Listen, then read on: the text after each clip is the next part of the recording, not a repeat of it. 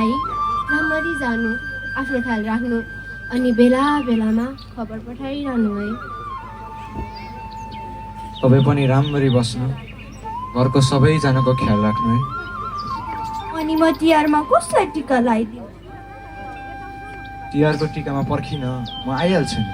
अनि म स्कुलबाट आउँदा मेरो ब्याग कसले बोकिदिन्छ? मलाई पिठ्युमा राखेर हप खोडा हप भन्दै कस?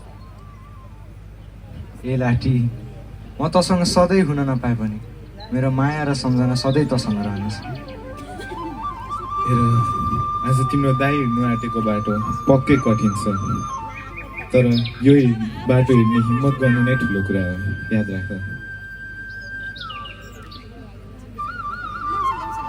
राम्ररी जानु छोरा, चिठी पत्र लेखिराख्नु, घाउ सानो छ भनेर नलुकाउनु, घाउ लागेमा उपचार गर्नु है छोरा।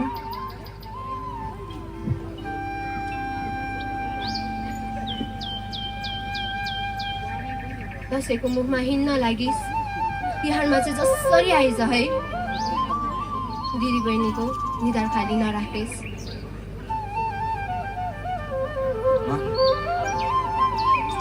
बाबा के माने राम्ररी पढ्नु ल।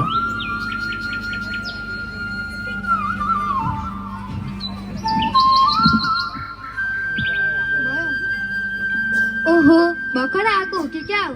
अनुहार हेर्न त घरको नानोपन अझै तासेको छ। यहाँ आएपछि त आमा बुवा घर सबै राइफलकै आवाजमा हराउँदो रहेछ साथी। भोलि तिहारको टिका भएर हो कि मलाई पनि घरको सम्झना निकै सताइरहेको छ बिहाजी। हो नि, घर नगएको पनि धेरै भइसक्यो। यो पालि जाउँला भनेको, तर पनि यस्तै भयो। घरको सम्झना आए पनि मैदानमा नडराइ बस्नु र असल र इमान्दार सिपाही हुनुको अनुभूति हुन्छ मलाई त। भोलिको टिकाको तयारी पनि गर्नु छ, ल अहिलेको लागि जाउँ।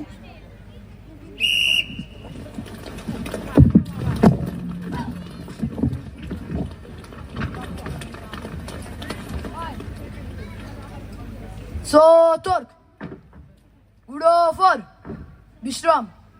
अहिले हामी मैलुङ स्थानमा छौँ। काटे खोला इलाकामा हाम्रा दुश्मनहरूले शान्ति सुरक्षामा खलबल मचाइरहेका छन् र यस इलाकाका जनतालाई दुःख दिएका कारण हामी यस इलाकामा एम्बुस स्थापना गरिरहेका छौँ र यस अपरेसनको कमान्ड जमदार अर्जुनले गर्नेछन्। कसैलाई के भन्नु छ? ल ठिक छ, नेपाल आर्मीको इतिहास र बहादुरीको विशेष ख्याल गर्नेछ। ठिक छ? टोली दया अफर, टोली माउन्ट।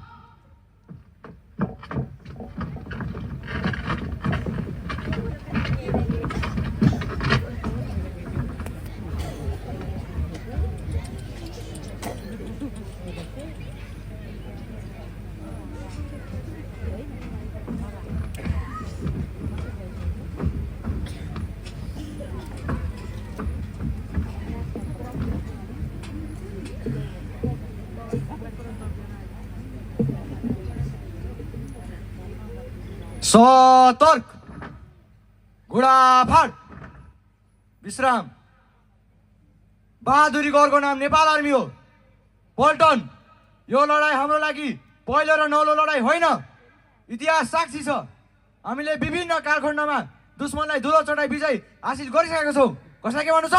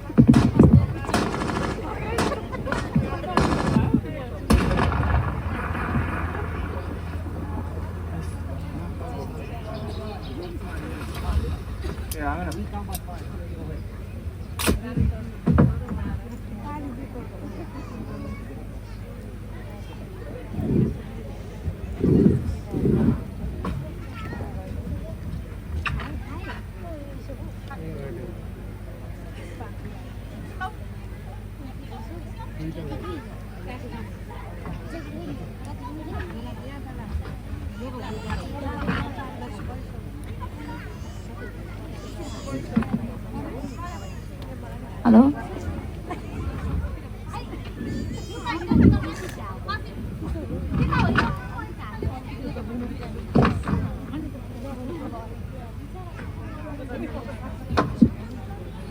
यदि म उठ्न सकिनँ भने मेरो शरीरलाई देशको झन्डाले ढाकिदिनु।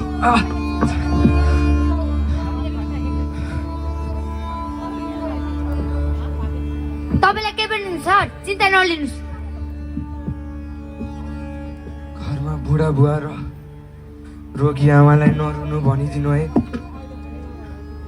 बहिनी र दिदीलाई धेरै माया र सम्झना सुनाइदिनु। त्यस्तो नभन्नुहोस् न सर। मेरो लासलाई अनुशासन, इमान्दारी र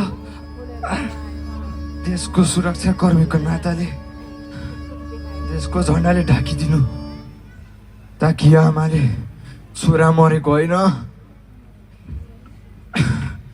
देश प्रेम र देशभक्तिको क्रममा अमर भएको भन्ने अनुभूति गर्न सकुन्।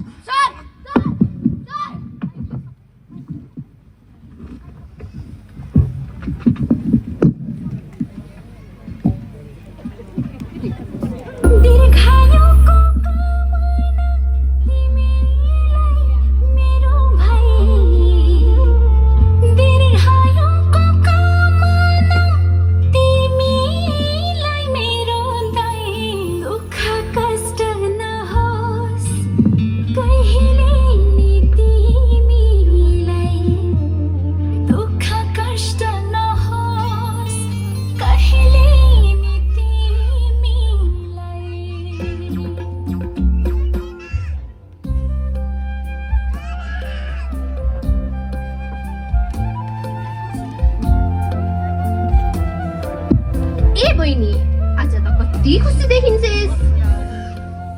तिहारको टिका भएर हो कि क्या हो? हेर, टिकाको सामग्री पनि अघि तयारी गरिसस्।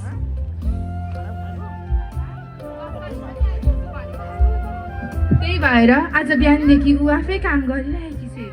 आमा दाइ कति बेला आइपुग्नुहुन्छ?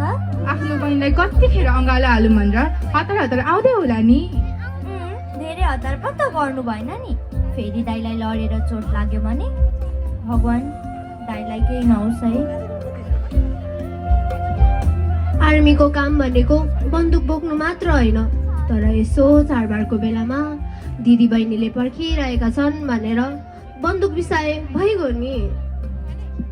अनि नेपाल आर्मी बर्दीमा हुँदा मात्र होइन नि, बर्दीमा नहुँदा पनि 24 घन्टा देश र जनताकै सुरक्षामा त हुन्छन्। उनीहरू त विश्वासको अर्को नाम हो नि।